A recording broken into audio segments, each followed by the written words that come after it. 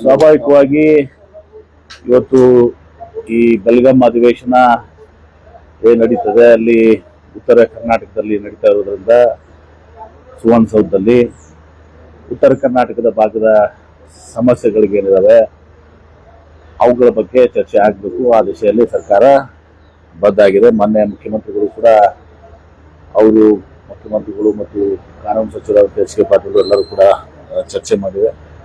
ಹೀಗಾಗಿ ಉತ್ತರ ಕರ್ನಾಟಕದ ಸಮಸ್ಯೆಗಳ ಬಗ್ಗೆ ಇಲ್ಲಿ ಚರ್ಚೆ ಆಗ್ತದೆ ಮತ್ತು ಪರಿಹಾರ ಕೊಡುವಂಥದ್ದು ಕೂಡ ಆಗ್ತದೆ. ಉದಾಹರಣೆಗಾಗಿ ತಾವು ಕಂಡಿದ್ದೀರಿ, ಈಗ ಮೊನ್ನೆ ಏನು ಕಬ್ಬು ಬೆಳೆಗಾರರ ಒಂದು ಸಮಸ್ಯೆ ಬಂತು. ಕಬ್ಬು ಬೆಳೆಗಾರರ ಸಮಸ್ಯೆ ಇವತ್ತು ದಿವಸ ಏನಿರುವಂತಹದ್ದು, ಕೇಂದ್ರ ಸರ್ಕಾರ FRP ಫಿಕ್ಸ್ ಮಾಡುವಂಥದ್ದು. ಕೇಂದ್ರ ಸರ್ಕಾರ 3,550 ಇನ್ಕ್ಲೂಡಿಂಗ್ HNT ಅಂದ್ರೆ ಹಾರ್ವೆಸ್ಟಿಂಗ್ ಅಂಡ್ ಟ್ರಾನ್ಸ್ಪೋರ್ಟೇಷನ್ ಅಂದ್ರೆ ಕಟಾವು ಮತ್ತು ಸಾಗಾಣಿಕೆ ಹಿಡ್ಕೊಂಡು 3,550 ರೂಪಾಯಿ ಫಿಕ್ಸ್ ಮಾಡಿತ್ತು. ಅದ್ರಾಗ ನೀವು 800-900 ರೂಪಾಯಿ ಕಳೆದ್ಬಿಟ್ರೆ 3,700 ರೂಪಾಯಿ ಆಗ್ತಿತ್ತು. ಫಿಕ್ಸ್ ಮಾಡಿದ ಎಷ್ಟು?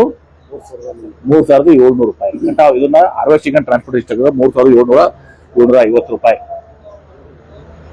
2,750 ರೂಪಾಯಿ, ಸಾರಿ ಕ್ಷಮಿಸ್ಬೇಕು, 2,750 ರೂಪಾಯಿ ನಾವೆಷ್ಟು ಕೊಟ್ಟಿದ್ದೀವಿ? ಕೇಂದ್ರ ಸರ್ಕಾರ ನೆರವಿಗೆ ಬಂದ್ರ? FRP ಫಿಕ್ಸ್ ಮಾಡೋರು ಕೇಂದ್ರ ಸರ್ಕಾರ, ಅವರು ಫಿಕ್ಸ್ ಮಾಡಿದ್ದು 2,750 ರೂಪಾಯಿ ಮತ್ತು ಇನ್ನೂ ಕಡಿಮೆ ಆಗಿದವ್ರಿಗೆ 2,550 ರೂಪಾಯಿ. 2,550 ರೂಪಾಯಿದಿಂದ 2,700 ರೂಪಾಯಿ ಫಿಕ್ಸ್ ಮಾಡಿದಂತವ್ರು ಕೇಂದ್ರ ಸರ್ಕಾರದವರು. ತೋರಣಕ್ಕೆ ಏನಾಗ್ತದೆ ಪಾಪ ಮುಗ್ದ ರೈತರಿಗೆ 3,550 ಅನ್ನು ರೈತರು ತಿಳ್ಕೊಂಡ್ಬಿಡ್ತಾರೆ. ಹಾರ್ವೆಸ್ಟಿಂಗು ಟ್ರಾನ್ಸ್ಪೋರ್ಟ್ ಅದರಲ್ಲಿ ಒಳಗೊಂಡಿದೆ ಅಂತ ಬಹಳ ಜನ ರೈತರಿಗೆ ಗೊತ್ತಿರಲ್ಲ.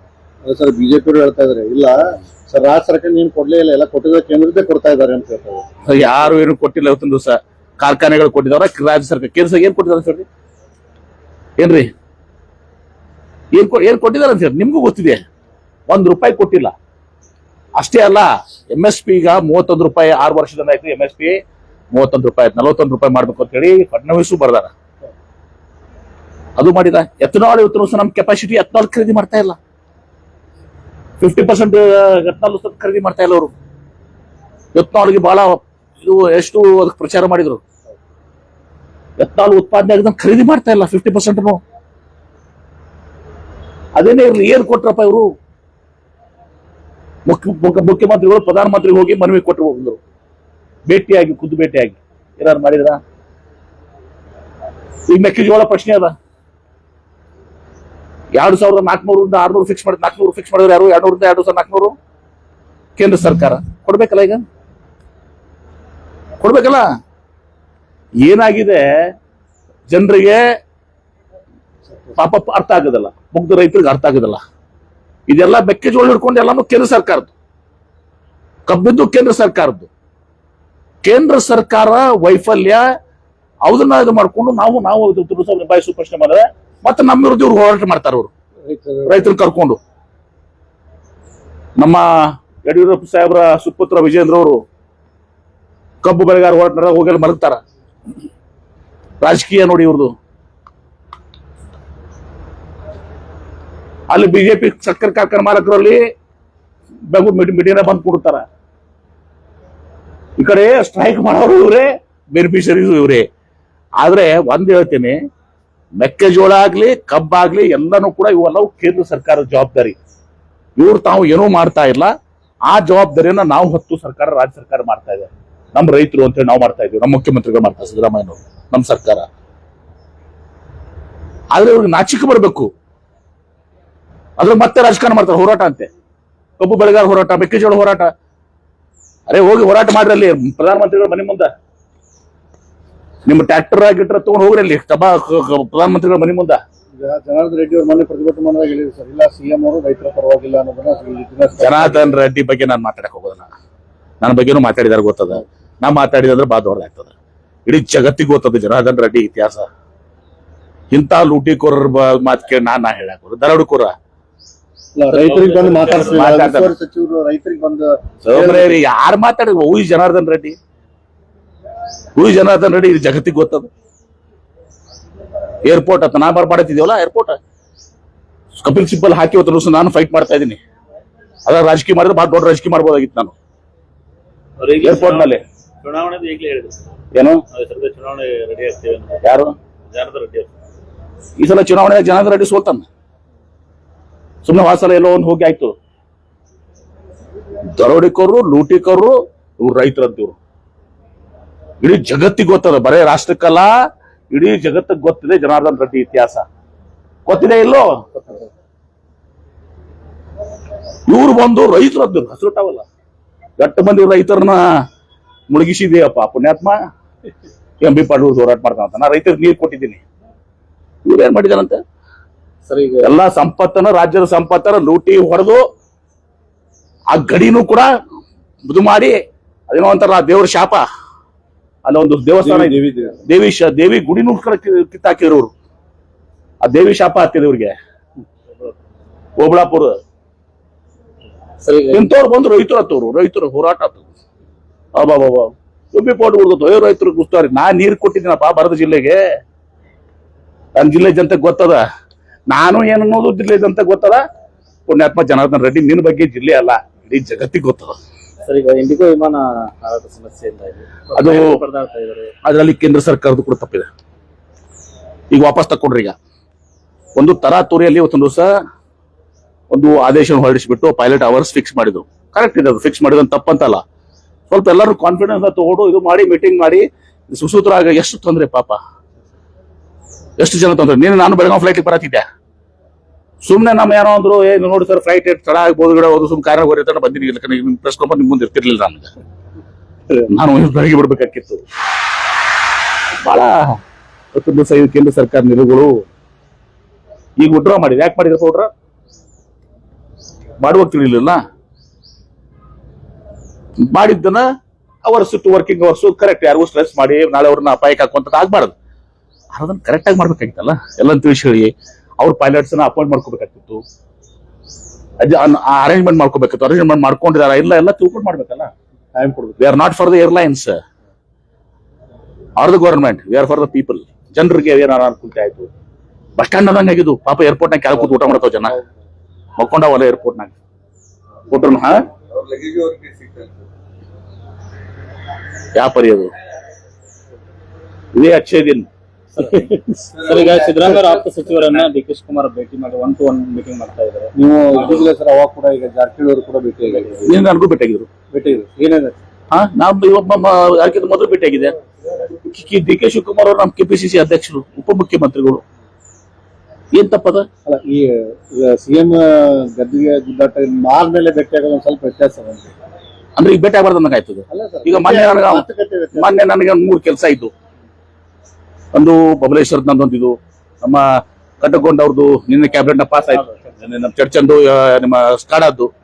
ಆಮೇಲೆ ಅವ್ರದ್ದೊಂದು ಇನ್ನೊಂದು ಕಟ್ಟಕೊಂಡವ್ರದ್ದು ಕೆನಲ್ ಅದನ್ನೀಕರಣ ಐತಿ. ಆ 3 ಹೋಗಿ ಆ ಡೇಟಿಗೆ ಬರ್ಸಿದ್ದೀನಿ. ಎಂ ಬಿ ಪಾಟೀಲ್ ನಾನು ಮುಚ್ಚಿ ಬರಿ ಹೋಗಿದೀವಾ, ಸೀದಾ ಅವ್ರ ಮನೆಗೆ ಹೋಗಿದ್ದೀವಿ. ದೀಪಾವಳಿ ಇತ್ತು, ಗಿಫ್ಟು ಕೊಟ್ಟಿವಿ, ನಿಮ್ಗೂ ಕೊಟ್ಟಿವಿ, ಅವ್ರಿಗೂ ಕೊಟ್ಟಿದ್ದೀವಿ. ಕೊಟ್ಟಾರಲ್ಲ ನಿಮ್ಗೆ? ನಮ್ಮ ಮಾತಿಂದ ಕೊಟ್ಟಿಲ್ರಿ ನಮ್ಗಂತಂದ್ರೆ ಕೊಟ್ಟು ಗಿಫ್ಟ್ ಕೊಟ್ಟು ಮಾಡಿ ಅವ್ರು ಫೋಟೋ ಹೊಡೆದ್ರು. ಅಲ್ಲೇ ತಿಂದ್ರು, ತೆಗೆದು ಅಲ್ಲೇ ತಿಂದೇ ಬಿಟ್ರ ಅವ್ರು. ನಮ್ಮ ಮನೆಗೆ ಹೆಣ್ಮಕ್ಳಿಲ್ಲ, ಈಗ ಹೆಣ್ಮಕ್ಳು ಬಂದ್ರೆ ಸ್ವೀಟ್ ತಿನ್ನಕ್ ಬಿಡಂಗಿಲ್ಲ ಅಂತ ಹೇಳೋದ್ನ ಅಲ್ಲೇ. ಏನ್ ಸಂಬಂಧ ಅವ್ರಿ? ನಿನ್ನೆ ನಾವು ಉದ್ಘಾಟನೆ ಇತ್ತು ನಮ್ಮ KIDB ಬಿಲ್ಡಿಂಗ್. ಮುಖ್ಯಮಂತ್ರಿಗಳು ಬಂದಿದ್ರು, ಮುಖ್ಯಮಂತ್ರಿಗಳು ಮಂಡ್ಯ ಹೋಗೋದಿತ್ತು ಏನ್ರಿ. ಅವ್ರು ಬೇಗ ಹೋದ್ರು. ನಂತರ ಅಧ್ಯಕ್ಷರು ಬಂದ್ರು, ಅವರು ಕುಲ್ಲ ಇದ್ರು. ಆರಾಮ್ 1 ಗಂಟೆ ಕಾಲ ಕೂತ್ರು. ನನ್ನ ಮೀಟಿಂಗ್ ಇತ್ತು, ಜಲ್ದಿ ಎದ್ದು ಹೋಗ್ರಿ ಅಂತ ಹೆಂಗ್ ಬರ್ತದ? ಅವ್ರು ಕುತ್ಕೊಂಡು ನಮ್ಮ ಸೆಲ್ವಕುಮಾರ್ ಅವ್ರಿಗೆ ನಮ್ಮ ಜೊತೆ ಎಲ್ಲ ಫುಲ್ ಇಂಡಸ್ಟ್ರೀಸ್ದು ಚರ್ಚೆ, ಬೇರೆ ಸ್ಟೇಟ್ಸು, ಇದು ಯಾವ್ಯಾವ ಸೆಕ್ಟರ್ ಏನೇನು, ನಾನು ಫುಲ್ ಒಂದು ಪ್ರೆಸೆಂಟೇಷನ್ ಬೇಕಂತಿದ್ರು. ನನ್ಗೆ ಎಲ್ಲ ಕಡೆ ಹೋಗಿ ಹೇಳಕ್ ಬೇಕಲ್ಲ ನನಗೂ ಅಂತ ಹೇಳಿ. ಕೆಪಿಸಿಸಿ ಅಧ್ಯಕ್ಷನಾಗಿ ಉಪಮುಖ್ಯಮಂತ್ರಿ ನಮ್ಮ ರಾಜ್ಯದಾಗ ಏನೇನು ಹೇಳಕ್ ಒಂದು ಪ್ರೆಸೆಂಟೇಷನ್ ಸದಾಗ ಮಾಡಿ ಕೊಡೋದ್ರು. ನನ್ನ ಮೀಟಿಂಗ್ 2 ತಾಸು ಮೀಟಿಂಗ್ ಲೇಟ್ ಆಯ್ತು.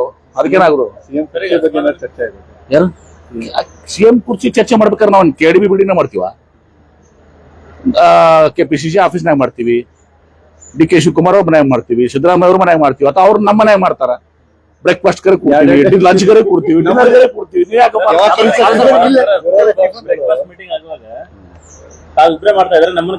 ಈಗ ನಾವು ಡಿನ್ನರ್ ಕರಿತೀವಿ, ನಾವು ಡಿನ್ನರ್ ಮಾಡ್ತಾ ಇದ್ದೀವಿ. ಅಂದ್ರೆ ಸಿದ್ದರಾಮಯ್ಯ ಅವ್ರನ್ನ ಮನಿ ಕರೆದಿದ್ರು ಸರ್ ಡಿ ಕೆ ಶಿ ಅವರು, ನಾಟಿ ಕೋಳಿ ಕೊಟ್ಟಿದ್ರು, ಅದಕ್ಕೆ ನಾಟಿ ಕೋಳಿ ಸರ್ಕಾರ ಅಂತ ಹೇಳಿ ಬಿಜೆಪಿ ಅವರು ಇದು ಮಾಡ್ತಾ ಇದ್ದಾರೆ. ಇದೆಲ್ಲ ಯಾರು ಏನ್ ಮಾಡಿದ್ರು? ನಾಟಿಕೋಳಿ ಸರ್ಕಾರ ಅಂತ. ಹೌದಾ? ನಾಟಿಕೋಳಿ ಹೌದಾ? ಸರ್ ಇದು ಈಗ ರಾಜ್ಯ ಬಿಡಿ, ಇವೆಲ್ಲ ಈ ಚಿಲ್ಲರೆ ವಿಚಾರಗಳು ಇವೆಲ್ಲ. ಸರ್ ಬದಲಾವಣೆ ಅನ್ನೋದು ಇದು ತಾತ್ಕಾಲಿಕ ಬ್ರೇಕ್ ಅಂದ್ರೂ ಕೂಡ ಒಳಗಡೆ ಹೊಗೆ ಆಡ್ತಾ ಇದೆ ಅನ್ನೋದು ಕೂಡ ನಾವ್ ಹೇಳಿವಲ್ಲ, ನಮ್ಮ ಪಕ್ಷದಾಗ ಹೈಕಮಾಂಡ್ ಇಸ್ ಸುಪ್ರೀಂ. ಸಿದ್ದರಾಮಯ್ಯನವರು ಹೇಳ್ಯಾರ, ಏನ್ ಹೇಳ್ಯಾರ? ಹೈಕಮಾಂಡ್ ಏನ್ ಹೇಳ್ತದೆ ನನಗೂ ಅನ್ವಯ ಆಗ್ತದೆ, ಡಿ ಕೆ ಶಿವಕುಮಾರ್ ಅನ್ವಯ ಆಗ್ತದೆ, ಕಾಂಗ್ರೆಸ್ ಪಕ್ಷಕ್ಕೆ ಎಲ್ಲರಿಗೂ ಅನ್ವಯ ಆಗ್ತದೆ. ನಮ್ಮ ಹೈಕಮಾಂಡ್ ಯಾರು? ಎಐಸಿಸಿ ಅಧ್ಯಕ್ಷರು ಮಲ್ಲಿಕಾರ್ಜುನ್ ಖರ್ಗೆ ಅವರು, ರಾಹುಲ್ ಗಾಂಧಿ ಅವರು, ನಮ್ಮ ವಿರೋಧ ಪಕ್ಷದ ನಾಯಕರು, ನಮ್ಮ ಕಾಂಗ್ರೆಸ್ ಪಕ್ಷದ ನಾಯಕರು ಸೋನಿಯಾ ಗಾಂಧಿ ಅವರು. ಅವರು ಕಾಲಕ್ಕೆ ಏನ್ ನಿರ್ಧಾರ ಮಾಡ್ತಾರೆ, ಯಾವಾಗ ಏನ್ ನಿರ್ಧಾರ ಮಾಡ್ತಾರೆ ಅದು ಎಲ್ಲರೂ ಬದ್ರಿರ್ತಾರ. ಹೀಗಾಗಿ ನೀವು ಮಾಧ್ಯಮದವ್ರು ಕೇಳಿದ್ರು ಏನು ಫರಕ್ ಬರಲ್ಲ, ಬಿಟ್ರು ಏನು ಫರಕ್ ಬರಲ್ಲ. ಅಲ್ಲೇನ ಅವ್ರೇನು ಯಾರು ವೈರಾಗ್ಯ ಅಲ್ರಿ, ಸತ್ಯ ಅದ. ಅವ್ರಂದ ಅಧಿಕಾರನು ನಮ್ಮ ಅಪ್ಪನ ಆಸ್ತಿ ಅಲ್ಲ, ನಮ್ಮ ಜೀವನೂ ನಮ್ಮ ಆಸ್ತಿ ಅಲ್ಲ. ನೀವು ತಿಳ್ಕೊಂಡಿರ್ತೀರಿ ನಾವು 100 ವರ್ಷ ಬಾಳ್ತೀವಿ ಅಂತೇಳಿ. ಯಾವಾಗ ಯಾರಿಗೆ ಏನಾಗತಿ ಗೊತ್ತಿಲ್ಲ, ಅದು ಹೇಳಕ್ಕಾಗತಿ. ಅದಕ್ಕೆ ನಮ್ಮ ಆಸ್ತಿನ ಅದು ಹಿಂಗಾಗ್ಬೋದು. ಯಾವತ್ತೂ ಕೂಡ ನಾನು ಹೇಳ್ತೀನಿ, ಅಧಿಕಾರ ನಮ್ಮ ಆಸ್ತಿ ಅಲ್ಲಪ್ಪ, ಯಾರ ಅಪ್ಪನ ಆಸ್ತಿನೂ ಅಲ್ಲ ಅದು. ಜನ ಆಶೀರ್ವಾದ ಮಾಡಿದಾಗ ಆರಿಸಿ ಬಂದಿರ್ತೀವಿ. ಯಾರು ಪೂರ್ಣವರ್ತಿ ಇದನ್ನು ಶಿವ ಅಂತ ಹೇಳಿದಾರಲ್ಲ, ಅದನ್ನು ಅವರು ಮುಖ್ಯಮಂತ್ರಿಗಳು ಹೇಳಿದಾರ. ನೋಡ್ರಿ ನೋಡಿ, ಡಿ ಕೆ ಶಿವಕುಮಾರ್ ಅವರು ನ್ಯಾಷನಲ್ ಹೆರಾಲ್ಡ್ ಅದು ನಮ್ಮ ಕಾಂಗ್ರೆಸ್ ಪಕ್ಷದ ಒಂದು ಪತ್ರಿಕೆ, ಅದಕ್ಕೆ ಡೊನೇಷನ್ ಕೊಟ್ಟಾರ, ತಪ್ಪೇನದು? ಉತ್ತರ ಕೊಡ್ತಾರ. ಸೋರ್ಸ್ ಕೇಳ್ಬೋದು ಬಾಳ.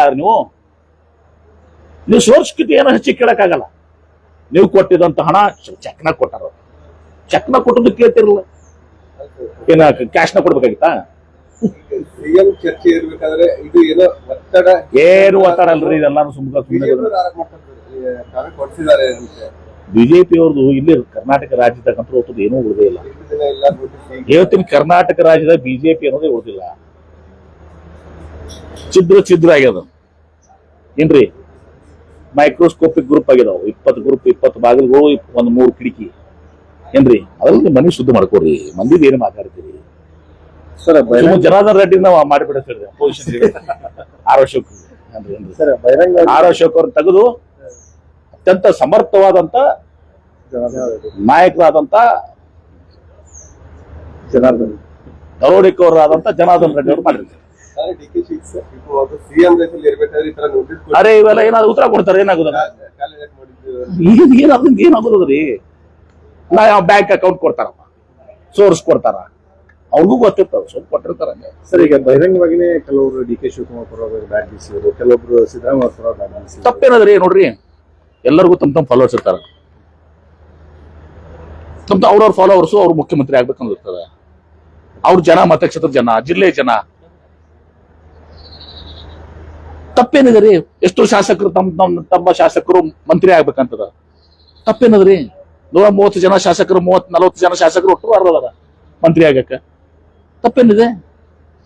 ಸರಿ, ಸಿಎಂ ವಿಚಾರದಲ್ಲಿ ಮಂತ್ರಿ ಸ್ಥಾನ ವಿಸ್ತರಣೆ ಹೋಗ್ಬಿಡ್ತಾನೆ, ಬಹಳ ಜನ ಡಿಸೆಂಬರ್ ಆಗ್ತೀವಿ ಅಂತ ಅನ್ಕೊಂಡಿದ್ರು. ಅದು ಪಾರ್ಟಿ ಡಿಸೈಡ್ ಮಾಡ್ತಾರೆ, ಹೈಕಮಾಂಡು, ಮುಖ್ಯಮಂತ್ರಿಗಳು, ಕೆಪಿಸಿಸಿ ಅಧ್ಯಕ್ಷರು, ಎಐಸಿಸಿ ಪ್ರಧಾನ ಕಾರ್ಯದರ್ಶಿಗಳು ಎಲ್ಲ ನಿರ್ಧಾರ ಮಾಡ್ತಾರೆ. ನಮ್ಗೆ ಗೊತ್ತಿಲ್ಲಪ್ಪ, ನಾ ಹೈಕಮಾಂಡ್ ಅಲ್ಲ, ಮಾಡ್ತೀವಿ.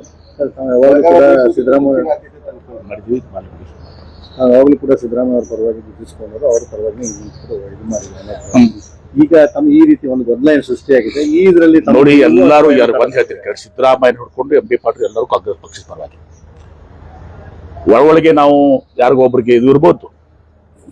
ಮಲ್ಲಿಕಾರ್ಜುನ್ ಖರ್ಗೆ ಸಾಹೇಬರು ನಮ್ಮ ನಾಯಕರೇ, ಸಿದ್ದರಾಮಯ್ಯ ಅವರು ನಮ್ಮ ನಾಯಕರೇ, ಡಿ ಕೆ ಶಿವಕುಮಾರ್ ಅವರು ಕೆಪಿಸಿಸಿ ಅವರು ನಮ್ಮ ನಾಯಕರೇ. ತಪ್ಪೇನಿದೆ ಇದರಲ್ಲಿ? ಸತೀಶ್ ಜಾರಕಿಹೊಳಿ ನಮ್ಮ ಆತ್ಮೀಯ ಸ್ನೇಹಿತರು, ಪರಮೇಶ್ವರ್ ನಮ್ಮ ಆತ್ಮೀಯ ಸ್ನೇಹಿತರು, ನಮ್ಮ ನಾಯಕರು. ಏನ್ ತಪ್ಪಿದ್ರು ಇದೆಲ್ಲ? ಒಂದು,